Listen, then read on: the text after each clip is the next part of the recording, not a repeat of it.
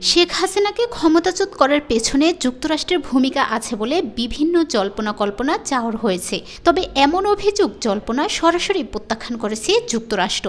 দেশটি জানিয়েছে শেখ হাসিনাকে উৎখাতে যুক্তরাষ্ট্রের কোনো ভূমিকা নেই। সেই সঙ্গে বাংলাদেশে মার্কিন হস্তক্ষেপের অভিযোগ কেবলই মিথ্যা।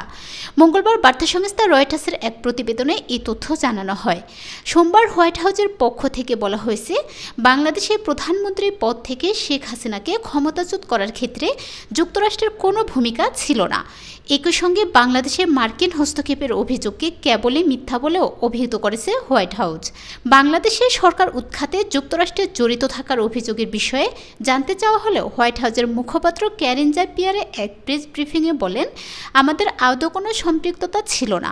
যুক্তরাষ্ট্র সরকার এই ঘটনার সঙ্গে জড়িত ছিল বলে যদি কোনো প্রতিবেদনে বলা হয় বা গুজব ছড়ানো হয় তবে তা নিছক মিথ্যা।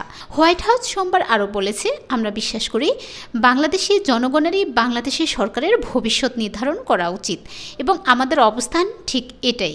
গত রোববার দ্য প্রিন্টের এক প্রতিবেদনে বলা হয়, শেখ হাসিনা তাদের নেতাকর্মীদের উদ্দেশ্য করে একটি বার্তা পাঠিয়েছেন। সেই বার্তা দ্য প্রিন্টের হাতে এসেছে বলেও দাবি করা হয়। দ্য প্রিন্ট হাসিনাকে উদ্ধৃত করে বলেছে, যুক্তরাষ্ট্র তাকে ক্ষমতাচ্যুত করার ক্ষেত্রে ভূমিকা পালন করেছে কারণ তারা বঙ্গোপসাগরে বাংলাদেশের সেন্ট মার্টিন দ্বীপের নিয়ন্ত্রণ চায়। তবে পরবর্তী সময়ে হাসিনার ছেলে সজীব ওয়াজিদ জয় অবশ্য সোশ্যাল মিডিয়ায় প্ল্যাটফর্ম এক্সে দেওয়া এক পোস্টে বলেছেন, তিনি কখনোই এই ধরনের কোনো মন্তব্য দেননি।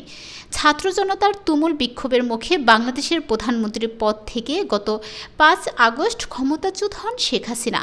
এরপর সামরিক বিমানে করে পালিয়ে ভারতে আশ্রয় নিয়েছেন তিনি।